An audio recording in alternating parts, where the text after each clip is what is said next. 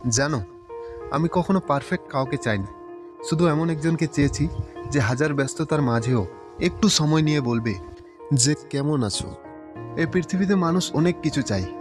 কেউ চায় টাকা, কেউ চায় সফলতা, কেউ বা আবার চায় নিজের নাম আর পরিচয়। কিন্তু আমি শুধু একজন মানুষকেই চেয়েছি, আর সেই মানুষটি হলে তুমি।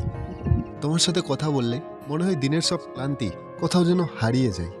তোমার একটা কণ্ঠ আমার পুরো দিনটাকেই সুন্দর করে দেয়। আমি জানি না যে ভালোবাসা ঠিক কতটা গভীর হয়, কিন্তু এটুকু জানি তোমাকে হারানোর কথা ভাবলেই বুকের ভেতরটা যেন হঠাৎ শূন্য হয়ে যায়। হয়তো আমি পারফেক্ট না, হয়তো তোমার জন্য আমি সব সময় সব কিছু করতে পারি না, কিন্তু বিশ্বাস করো, তোমাকে ভালোবাসার মধ্যে কোনো অভিনয় নেই। রাতের পর রাত জেগে শুধু তোমার মেসেজের অপেক্ষা করেছি। অনলাইনে আসলেই চুপচাপ তোমার নামটা দেখেছি, আর মনে মনে ভেবেছি, ইস, মানুষটা যদি একটু কথা বলতো।